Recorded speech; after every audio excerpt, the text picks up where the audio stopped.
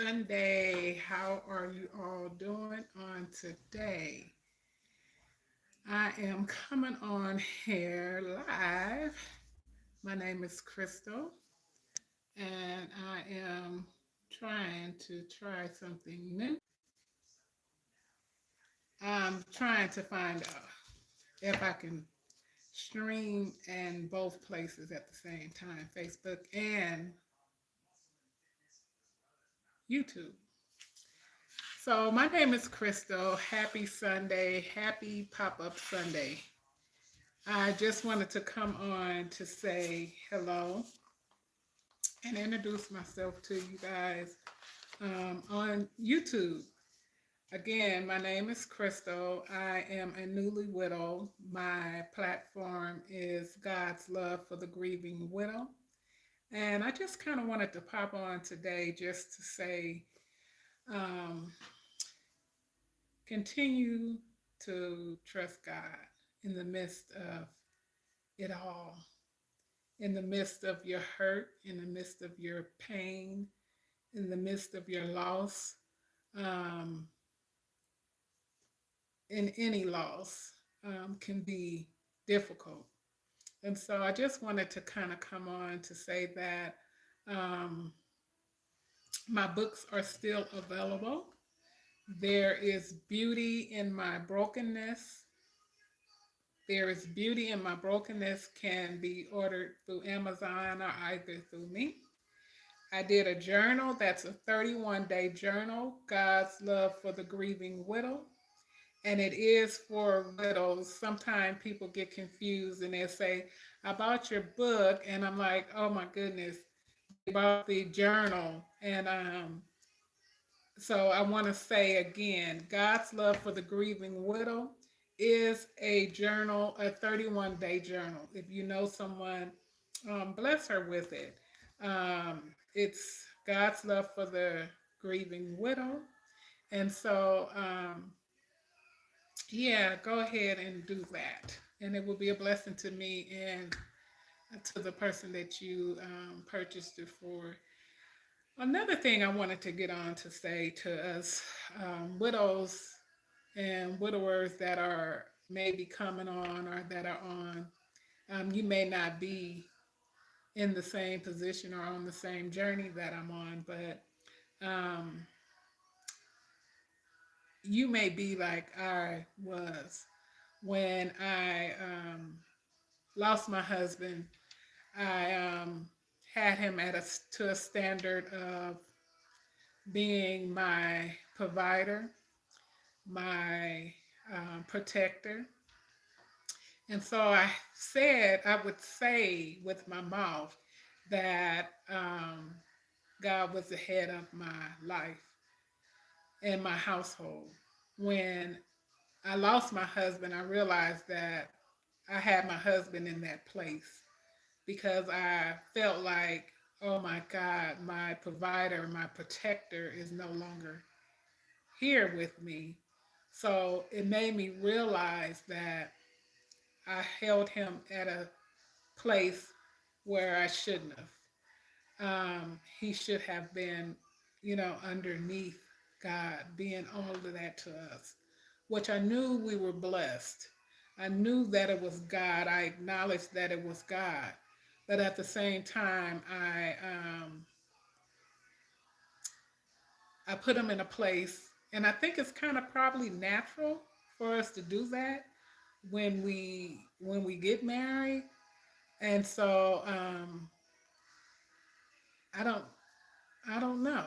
So in this with this new election, I know some of you are writing me something, but I can't see it until I get off the live because I can't really see it. But I will respond after the live. I don't want you to think I'm ignoring you, but thank you. Um, I don't want with this election coming. Um, I had been feeling fatigued and starting to feel the same way again, feeling like, oh my God, God, are you in control like you say you are? And so, and that's what knowing what all he's done for me since I've lost my husband. But he's been faithful. He's been that protector. He's been that provider.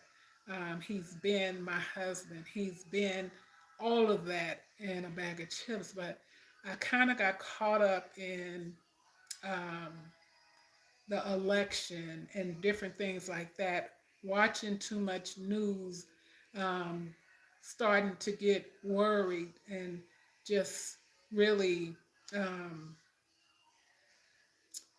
nervous, right? And so my bishop today was teaching, and he was saying that, and I had heard this before, that God is ultimately who puts the person in place, who puts the person in office. It's Him that did that. So it's for us to continue to remember and know where our place is in Christ versus us trusting and leaning into man, what man can do, what man can do for us, right? So it brought it back to me saying that before I lost my husband, that I held my husband at that place of that God for me. And so now that he's not here, I was like, okay, I can feel myself kind of slipping back again into the place of worrying when I know I'm not supposed to, being afraid, um, being in fear. And so I was like, wow, that is really something else that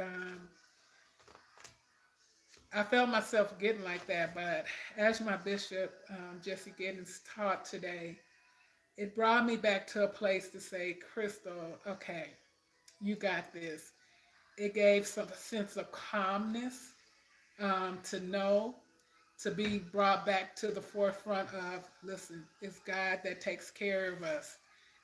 He's the ultimate take care of. He is the one that we have to put all of our trust in, no matter who's in government, no matter who's in office, because He is the one that allows that person and places that person to be in office. And so um, I just wanted to get on to say, hey, hey, say that just to say, it may be some of you out there that are stressing out and different things like I was. Make sure that you go and vote. Your voice is much needed. Make sure that there was a time when we couldn't even vote. Um, I was saying earlier that my parents are from Mississippi, and so the rights we didn't even have as women. We didn't have a chance to vote. We didn't have the opportunity to voice our what our voice, our opinion about anything. And so, why would you keep yourself stifled? Why would you keep your voice stifled down when you have the opportunity to?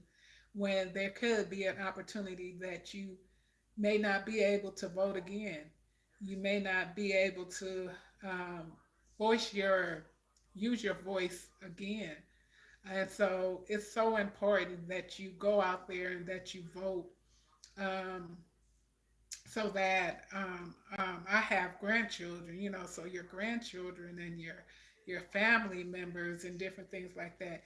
Your vote does count. Don't let anybody tell you that your vote does not count, because it does.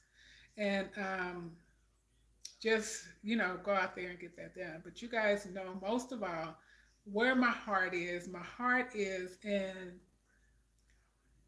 telling and informing, giving people the information to go ahead and get their revocable living trust, especially if you own property.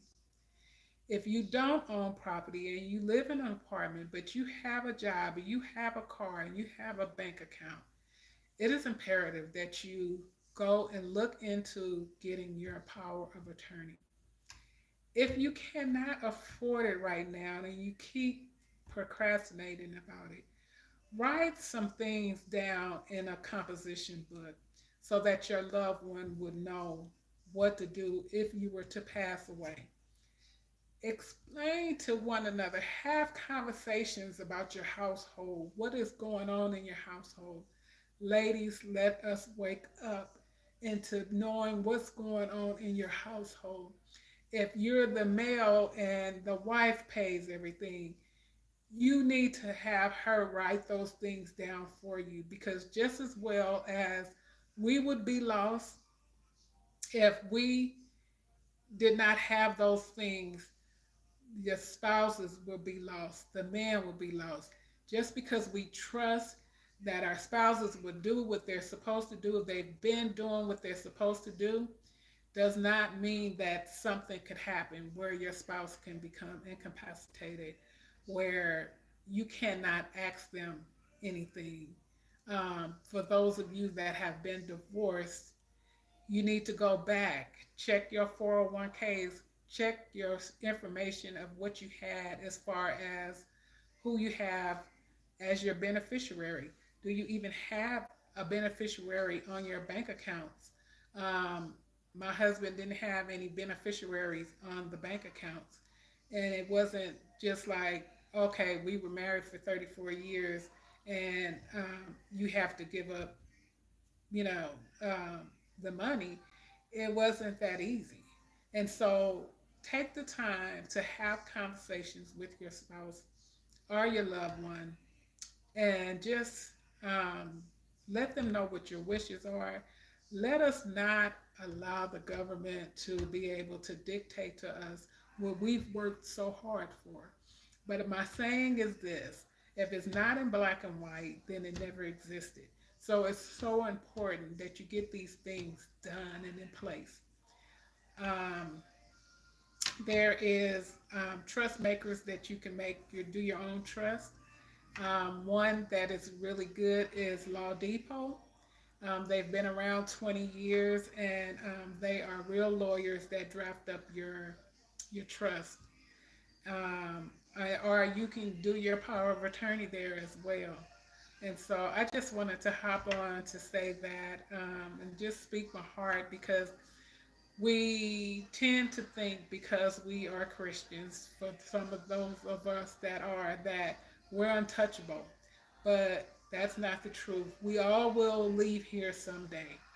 Not to say a lot of the men don't like to have a conversation because they feel like that they don't want to talk about death. And I get it, I understand. But listen, you do not want to leave your wife left here without knowing what to do. Write instructions down what your wishes are. Write things down what you, if you don't have a spouse and you don't have any children, you still need to know who you want to have in place to take care of your affairs, take care of your business. Just think about this.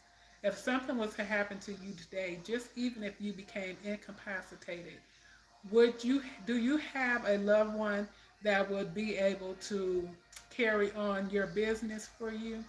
Because a beneficiary is only for you if you were to pass away. So it was not work for you if you are still here and you become incapacitated. So it's very, very, very important that we get these things in place and in order. Listen, the Bible says a good man leaves an inheritance for his children's children. And so we don't want the government to keep our stuff and have it as in the lost and found, where your loved ones have to go looking for your stuff. You don't want a judge to dictate to you who he wants to put in place to delegate your wishes and your things. And so it's just really important. And for those of you that have investments, go back and check and make sure that you have beneficiaries on their 401k. Like I said, check your job information. If you maybe went through a divorce recently, or if you've lost your loved one already, you may still have that loved one put down as the beneficiary. I was told that right away that to change my beneficiaries because my husband had passed. you're not in your right frame of mind to be thinking, well, I got to do this and I have to do that. So, those of you out there that have lost your spouses already, you may still have them down as beneficiaries at your bank, at your job, um, for um, for a lot of different things, for your life insurance, and then they pass away, then your loved ones that try to do the claim, they will have to wait. I think my niece them had to wait something like 6 months because my sister-in-law still had my brother as the beneficiary, and he had passed away 2 years prior. So it's important that we go back and look and see if, you know, to make the corrections to update your affairs. This is something that just came to mind. I just went through a probate, a form of probate, and so there may be some other widows or widowers out there that may have been in the same, may be in the same condition that I was in, which my name was not on the home, and I had to go to um, probate. Well, but what I did was a spousal's petition versus a full probate.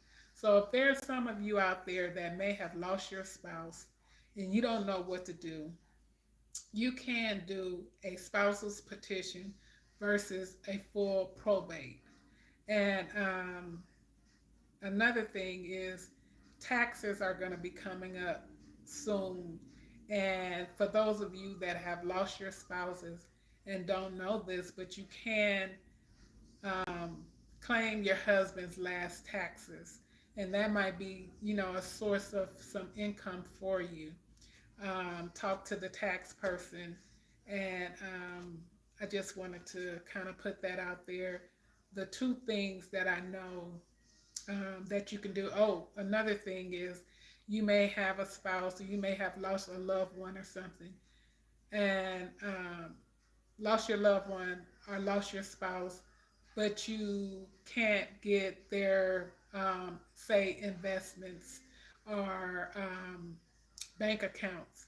They do have this thing called a small affidavit that you can put in for, that as long as it's, I'm in California, so as long as it's under 188,000 here, it's not a house, a boat, you can do a small affidavit if your husband had investments and different things like that, and you did not have beneficiaries on there. There is a way that you can um, retain that funds. Okay, so I pray that this bless somebody.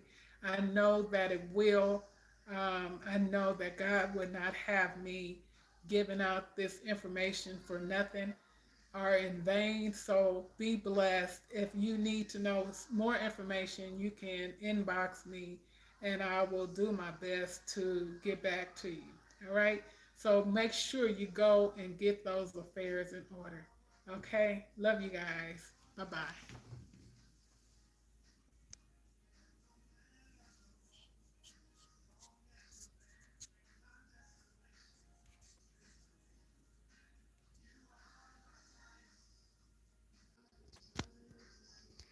I don't know how to cut this off. Hold on. Let me see.